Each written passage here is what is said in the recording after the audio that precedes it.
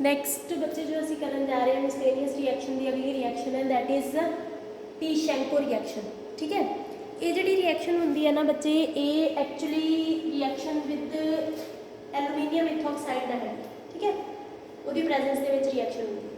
This is the modified form of Cannizzaro reaction. ठीक है, कैनिज़ेरो reactions जी हैगी है वो अल्फा हाइड्रोजनस बिना तो होती है। ठीक है, बट ये जी रिएक्शन है भावें अल्फा हाइड्रोजन हो भावें अल्फा हाइड्रोजन ना हो तभी ये रिएक्शन जी हो जाती है टी-शेंको रिएक्शन।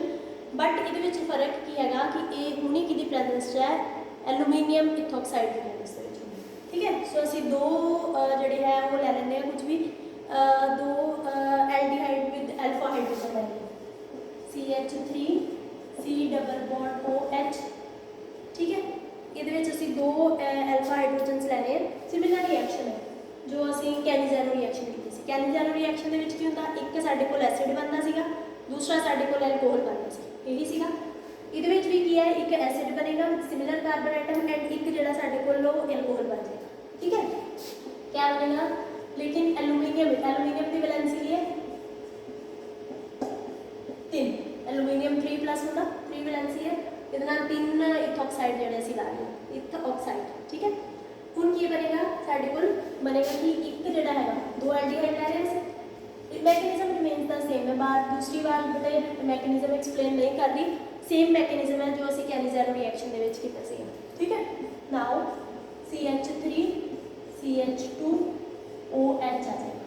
ठीक है, हुण फर्दर ये रिएक्शन इत्थे खत्म नहीं होंदी, ये कैनिज़ेरो रिएक्शन होंदी तो इत्थे खत्म हो जानी सी, but it is not Cannizzaro reaction, it is the modified और extended form of Cannizzaro reaction. ये एक एसिड है एक एल्कोहल है। ठीक है, अगर असी रिकॉल करिए कि एसिड और एल्कोहल अगर रिएक्शन मीडियम से ज़्यादा टाइम पर पे रहन तो की बन जाता है वो एस्टर बन जाता है, वो की हो जाएगा वाटर लॉस्ट हो जाएगा। क्या हो जाता अगर तुम इन्हों रिमूव नहीं करते टाइमली। ठीक है, अगर टाइमली तुम एस्टर और एल्कोहल को सैपरेट आउट नहीं करते रिएक्शन मिक्सचर्स चो दैन की करते हैं ये हाइड्रोलिसिस कर देंगे हैं, सॉरी ये कि वाटर लॉस्ट हो जाता है, डीहाइड्रेशन हो जाती है। डीहाइड्रेशन तो बाद साढ़े को बन जाता है इतों OH निकल जाएगा, साढ़े को इधरों H निकल जाएगा, कि बन जाएगा साढ़े को एस्टर बन जाएगा। ठीक है, सो असी रिवर्स में ज्वाइन करांगे C डबल बॉन्ड O इतने की आ जाएगा दिस इस साइड तो रिएक्शन होगी इतने ऑक्सीजन आ जाएगा, इधर क्या आ जाएगा CH2 CH3। तो this is your Tishchenko reaction जिसमें साढ़े को एस्टर फॉर्मेशन हो जाती है, यानी कि अगर एसिड और एल्कोहल तुम रिएक्शन मिक्सचर जो सैपरेट आउट नहीं करते दैन साढ़े को है। और ये किसी नाल भी हो सकती है, अल्फा हाइड्रोजन है भी है तभी नहीं है तब, क्योंकि ये modified form of Cannizzaro reaction है। So this is your Tishchenko reaction. Now next reaction is halogenation. Next is halogenation. Halogenation reaction है बेसिकली हैलोजिनेशन रिएक्शन वास्ते भी कंडीशन है, ये वास्ते कंडीशन है विद विच कंटेन एल्डिहाइड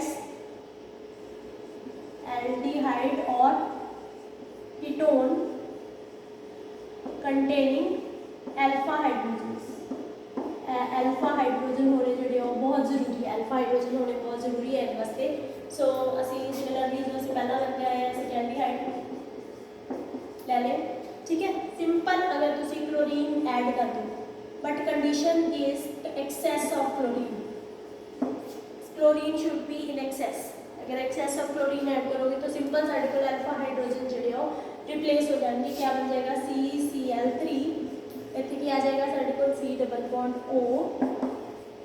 ठीक है, ट्राइक्लोरो एसिटाल्डिहाइड जोड़ा वो बन जाएगा। ठीक है, so this is your halogenation reaction. ठीक है, तो तुम कोई भी हैलोजन ले सकते हो, क्लोरीन भी और ब्रोमीन भी, आयोडीन भी ले सकते हो। ठीक है, नैक्सट जोड़ा है साढ़े को रिएक्शन है next is the polymerisation reactions. Diels Alder reaction जी है पॉलीमराइजेशन रिएक्शन, इन्हों डील-ज़ेंडर रिएक्शन भी कहते हैं। बेसिकली पॉलीमराइजेशन रिएक्शन तो बाद जो प्रोडक्ट बनते हैं बहुत बल्क के बड़े प्रोडक्ट होंगे जिन्होंने असीं फर्दर किसी ग्रुप्स की एस्टीमेशन वास्ते यूज़ कर सकते हैं। ठीक है, सो एस्टीमेशन असीं देखना हो कि किहड़ी चीज़ कितनी क्वांटिटी किसी प्रोडक्ट के हैगी है तो उन्होंने असीं एस्टीमेशन कहते हैं विच इज़ क्वांटिटेटिव एस्टीमेशन। जिन्नी साडे कोल पॉलीमराइजेशन होई होएगी जिन्ना साडे कोल पॉलीमराइज्ड प्रोडक्ट लगा होएगा उन्नी साडे कोल जिहड़ी क्वांटिटी जिहड़ा रिक्वायर्ड रिएक्टेंट है उहदी होएगी। सो एस्टीमेशन वास्ते यूज़ करते हैं इन्होंने आपां। सो फस्ट ऑफ ऑल असी कोई भी पॉलीमराइजेशन हो सकती है किसी भी एल्डिहाइड किसी भी कीटोन दे विच हो सकती है, ठीक है। तो सब तो पहला असी सिंपल जिहड़ा हैगा लै रहे हैं फॉर्मैल्डिहाइड लै रहे हैं, ठीक है। इन्हूं असी उल्टा लिख देंगे अलग फर्दर इहदे साडे कोल इस तरीके दे नाल कार्बन और नाल साडे कोल की आ जाएगा H2 मैं इस साइड रिप्रेजेंट कर रही हूँ। रिप्रेजेंटेशन के विच मेन है कि साडे कोल इधर ऑक्सीजन आना चाहिए CH2। सो असी 3 लै लें, ये जोड़ा डबल बॉन्ड है एक इधर आ जाएगा एक इधर आ जाएगा ये इधर आ जाएगा, ठीक है। सिंपल ये कोई भी रिएजेंट रिक्वायर्ड नहीं है, पॉलीमराइजेशन हो जाएगी। 3 असी लाया क्या बन जाएगा देखो CH2, ठीक है। CH2 इधर क्या आ जाएगा ऑक्सीजन आ जाएगा दिस वन। नाउ दिस इतने CH2 इधर क्या आ जाएगा साडे कोल अगेन ऑक्सीजन दिस वन, ठीक है। नाउ इधर क्या साडे कोल CH2 है इतने क्या साडे कोल वो वाला ऑक्सीजन दिस वन वाला ऑक्सीजन इन्हें क्या बॉन्ड इतना बनाना, ठीक है। सो इहदा नाम हैगा साडे कोल ट्राईऑक्सेन, ठीक है। मेटा फॉर्मैल्डिहाइड या ट्राईऑक्सेन इन्हूं असीं कह सकते हैं, ठीक है। नाउ फर्दर जी है यही रिएक्शन असी विद अल्फा हाइड्रोजन नाल भी कर सकते हैं। की कर देंगे ए वाले हाइड्रोजन की जगह पर असी लगा देंगे CH3 लगा देंगे, ठीक है। इसकी जगह पर की लगा देंगे CH3 वाला hydrogen can be replaced with another CH3। सो ये विद अल्फा हाइड्रोजन हो जाएगा। कुछ नहीं है जगह पे नाल किया जाएगा साडे कोल एक CH3 आ जाएगा सिंपल लाइक दिस, ठीक है। इस तरीके से रिएक्शन हो जाएगी, ठीक है जी। So this is are the polymerisation reaction. ये ट्राई वाले टेट्रा वाले कोई भी प्रोडक्ट जो बना सकते हैं, यानी कि असं जो 3 लाया 4 भी लै सकते हैं। 4 लवांगे तो की हो जाएगी एक स्टैंडर्ड, यानी कि इतने 4 साडे कोल जो प्रोडक्ट है वो बन जाएंगे, ठीक है। नैक्सट जोड़ा है साडे कोल है सबस्टिट्यूशन रिएक्शन। नैक्सट जो रिएक्शन असी करनी है सबस्टिट्यूशन रिएक्शन। और सबस्टिट्यूशन का पता ही है बेटा जी सबस्टिट्यूशन है हमेशा न्यूक्लियस सबस्टिट्यूशन होनी, ठीक है। सबस्टिट्यूशन रिएक्शन ये साडे कोल असी बेंजाल्डिहाइड लै सकते हैं, ठीक है। बेंजाल्डिहाइड और असी बच्चे पिछे जो कैमिकल रिएक्शन शुरू किया होगा तो तुसी देखा होगा कि जोड़े बेंजाल्डिहाइड्स होंगे है ये अगर असी इलैक्ट्रोफिलिक सबस्टिट्यूशन करिए तो साडे कोल बेसिकली इलैक्ट्रोफिलिक सबस्टिट्यूशन करन जा रहे हैं।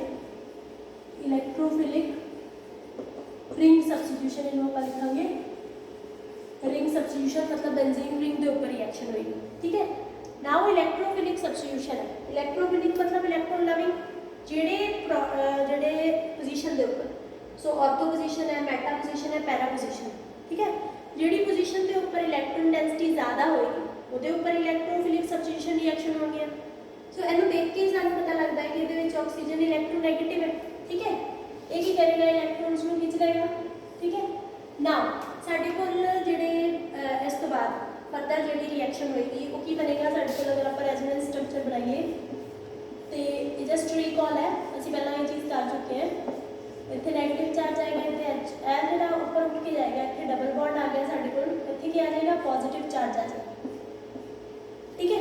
फर्दर ये जाएगा इधर क्या आएगा फर्दर जाने तो बाद क्या आएगा ऐसे मिला इतने चला गया, ठीक है। इतने प्रेजेंट है इतने पॉजिटिव चार्ज आ गया,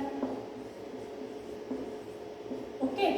नाउ फर्दर इधर शिफ्ट हो जाएगा। So these are the resonating structure in the benzaldehyde, ठीक है। बेंजाल्डिहाइड के विच साडे कोल रेजोनेटिंग स्ट्रक्चर करनी है इलैक्ट्रोफिलिक सबस्टिट्यूशन है। अगर असीं इलैक्ट्रोफिलिक सबस्टिट्यूशन करनी है तो सानू इलैक्ट्रॉन ब्रिज वाली पोजीशन देखनी पेगी किहड़ी है।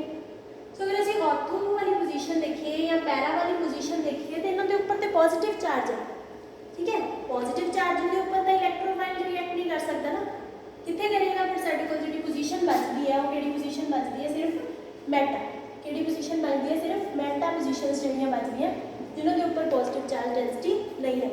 सो जिन्नियां भी साडे कोल सबस्टिट्यूशन रिएक्शंस है वो कितने होणगियां साडे कोल मेटा पोजीशन के ऊपर होणगियां, ठीक है। सो असीं ये कह सकते हैं कि बेंजाल्डिहाइड्स आर जिहड़े भी बेंजाल्डिहाइड है benzaldehyde are meta directive meta directing in nature for electrophilic substitution reactions. So ਅਸੀਂ ਇੱਥੇ ਇਸ ਤਰੀਕੇ ਨਾਲ ਰਿਪਰੈਜ਼ੈਂਟ ਕਰ ਲੈਂਦੇ ਹਾਂ, ठीक है। This is benzaldehyde. सब तो पहला ਅਸੀਂ ਕੀ ਕਰਦੇ ਹੁੰਦੇ ਹਾਂ, क्लोरीनेशन करते हैं। क्लोरीनेशन या हैलोजिनेशन, कोई भी हैलोजन आ सकता है, क्लोरीन ब्रोमीन। तो कितने लगेगा ये साढ़े को, सो ये साढ़े को ओनली वन प्रोडक्ट बनेगा जोड़ा कि मेटा होगा, ठीक है। नैक्सट नाइट्रेशन भी ਅਸੀਂ इस तरीके के नाल कर लैनी है। सल्फ्यूरिक एसिड की प्रेजेंस के विच हमेशा नाइट्रिक एसिड होंगी, सॉरी नाइट्रेशन होंगी। इतने साढ़े को CHO लग जाएगा, मेटा पोजीशन पे नाइट्रो ग्रुप लग जाएगा। फर्दर सल्फोनेशन अगर असी करनी है तो कंसनट्रेटेड सल्फ्यूरिक एसिड ले लेंगे, ठीक है। इतने तो मैकेनिज्म करने की जरूरत नहीं है, सिंपल, ठीक है। सो ओनली वन प्रोडक्ट बनेगा साढ़े को। So this is all about the reactions of chemical reactions और miscellaneous reactions of aldehydes and ketones, ठीक है जी। Thank you very much. Ketone भी अगर तुसी एल्डिहाइड की जगह पे बेंजोफिनोन या बेंजो एसीटोफिनोन भी ले सकते हैं, यानी कि इतने तुहाडे कोल एसीटोन यानी कि कीटोन वगैरह भी हो सकता है। सो ਅਸੀਂ कह सकते हैं कि बेंजाल्डिहाइड्स एंड बेंजोफिनोन या एसीटोफिनोन्स आर मेटा डायरेक्टिंग। ये सारे की होंगे मेटा डायरेक्टिंग होंगे। Thank you very much.